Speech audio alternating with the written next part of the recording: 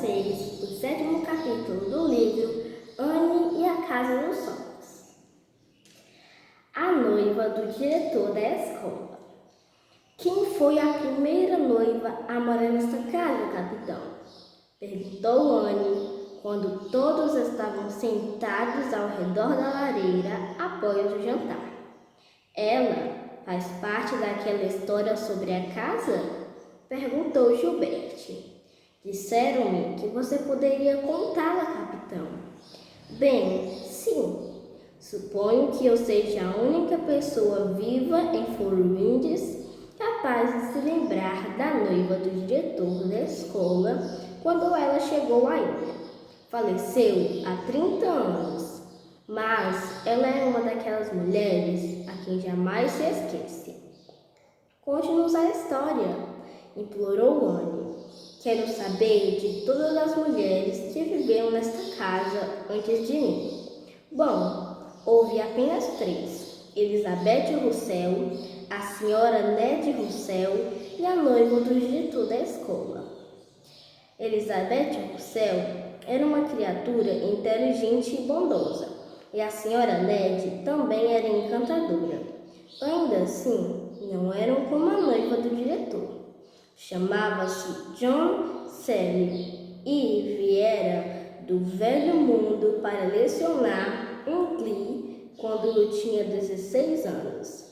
Ele não era como o usual um bando de descuidados que vinha dar aulas na ilha do príncipe Eduardo naquele tempo. Na maioria eram bêbados espertos que ensinavam os 3 R's quando estavam sóbrios e maltratavam as crianças ou quando não estavam. John Selly, porém, era um jovem belo e refinado. Morava na pensão do meu pai e éramos camaradas, embora ele fosse 10 anos mais velho que eu. Nós líamos, caminhávamos e conversávamos aos montes. Ele conhecia todas as poesias que já tinham sido escritas, eu acho, e costumava recitá-las para mim na praia. Ao entardecer, papai achava uma enorme perda de tempo, mas suportava por pensar que isso tiraria de mim a vontade de ir para o mar. Bem, nada seria capaz disso, pois minha mãe vinha de uma linhagem de lobos do mar, e isso estava em meu sangue. Mesmo assim, eu amava ouvir Johnny recitar.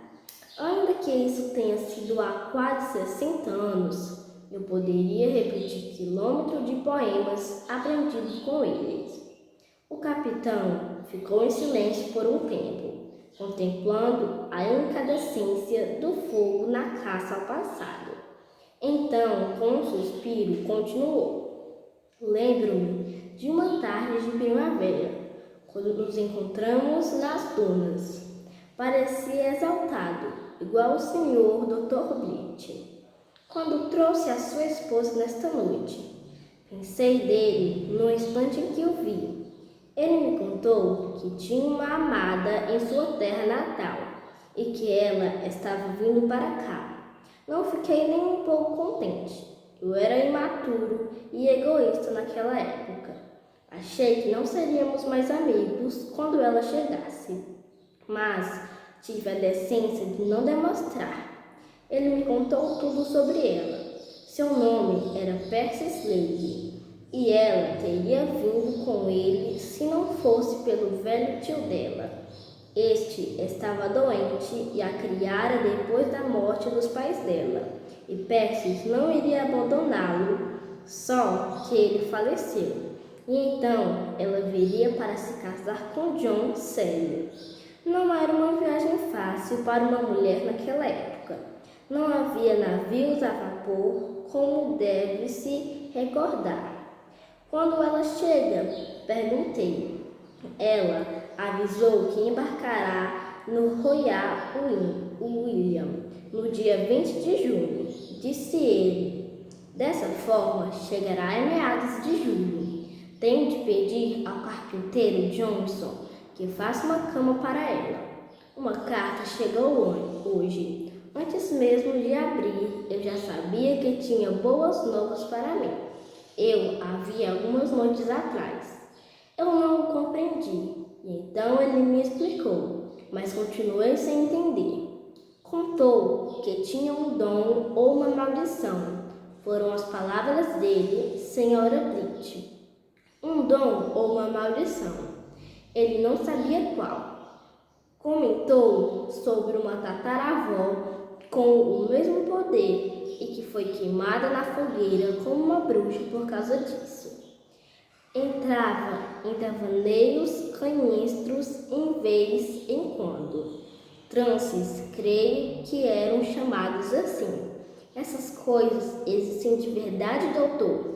Há pessoas que certamente são propensas a transes, respondeu Gilbert. O assunto pertence mais à pesquisa psíquica do que à medida, como eram os transes de John Celion. Como sonhos, disse o velho doutor em tom cético. Ele disse ter o poder de ver coisas nele, respondeu o capitão lentamente. Só estou dizendo o que ele me contou. Podia ver coisas que estavam acontecendo e outras que ainda iam acontecer. E isso, às vezes, lhe proporcionava conforto, mas em outras terror. 4 noites antes da nossa conversa, ele tinha tido uma visão enquanto observava o fogo.